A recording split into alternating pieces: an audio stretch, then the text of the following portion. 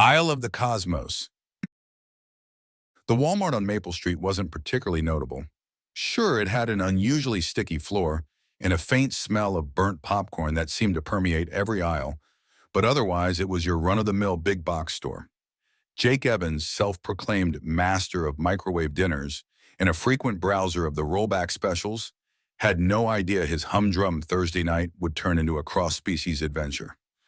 Jake was in aisle 12, staring at an array of power tools he definitely didn't need but felt inexplicably drawn to. That's when he first saw her. At first glance, she seemed like any other employee. She wore the standard Walmart vest, complete with a name tag that read Zarfalina. But there was something different about her. For one, she shimmered. Not in the metaphorical, poetic sense. She literally shimmered, like her skin couldn't decide if it wanted to be lavender, turquoise, or something in between. Her eyes were impossibly large and seemed to contain entire galaxies. Jake wasn't sure if it was love at first sight or just sheer terror, but his body decided to betray him either way.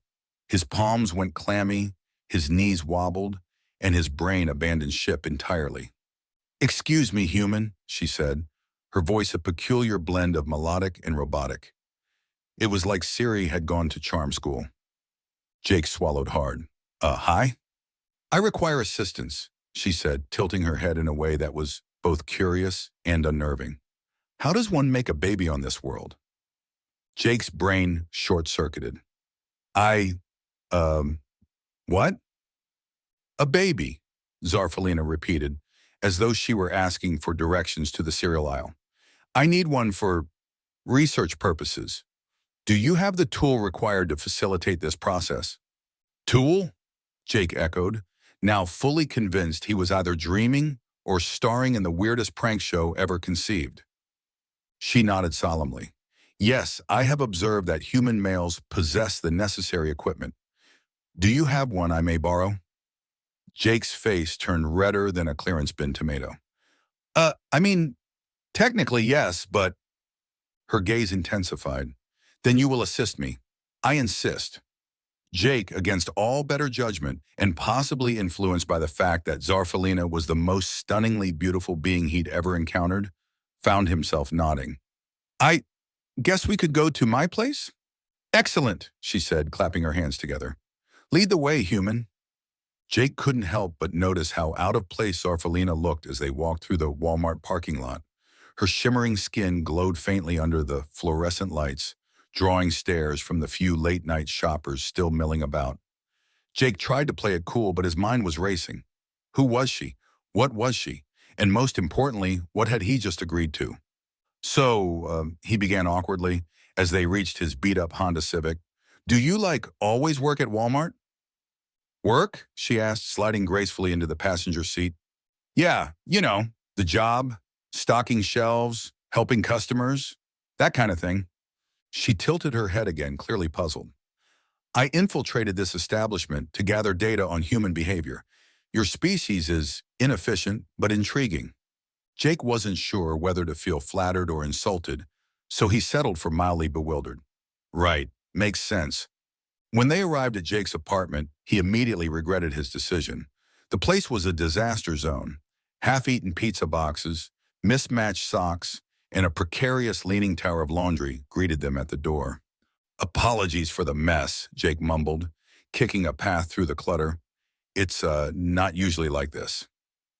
"Fascinating," Zarfalina said, her eyes scanning the room with an intensity that made Jake feel like he was under a microscope. "Your living quarters are chaotic but functional. I approve. I am mainly only here to use your tool then leave." "Thanks? Oh yes, right," Jake said, not entirely sure if that was a compliment. She turned to him, all business. "Now, about the baby-making tool that you promised, where do you keep it?" As she started to search the apartment, looking under the sofa cushions. Jake's face burned. "Okay, look, Zarfalina, she corrected. "Right, Zarfalina. Making a baby isn't just about, tools. It's kind of a whole process. And usually there's feelings involved, music and foreplay, to get things going." "Feelings? Music?" she repeated, as though the word were entirely foreign to her. Yeah, like love, or at least liking someone a lot. It's not something you just do with a stranger. She frowned. What is this a stranger you speak of?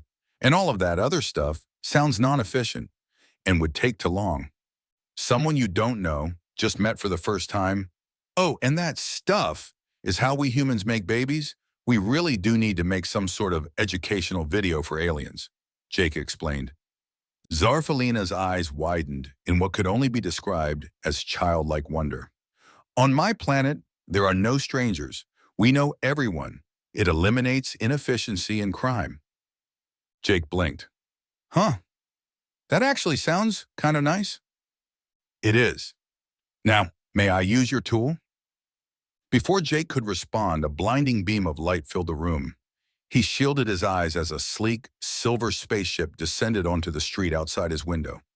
Uh, what is that? Jake asked, though he was pretty sure he already knew the answer. My ride, Zarfalina said, as though it were the most obvious thing in the world. I have gathered sufficient data. Thank you for your assistance. Wait, Jake said, panic rising in his chest. You're just leaving? She paused, considering. Would you like to accompany me? I believe you would find the cosmos most intriguing. Jake hesitated. On one hand, he had a life here. It wasn't much of a life, but it was his. On the other hand, intergalactic adventure with a stunning alien girl wasn't exactly something that came along every day. Screw it, he said, grabbing his jacket. Let's go. As the spaceship doors closed behind him, Jake took one last look at Earth.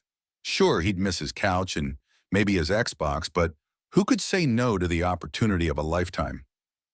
Do you have frozen pizza in space? He asked as they lifted off. Zarfalina smiled. We have something far superior. Jake grinned. This was going to be the adventure of a lifetime.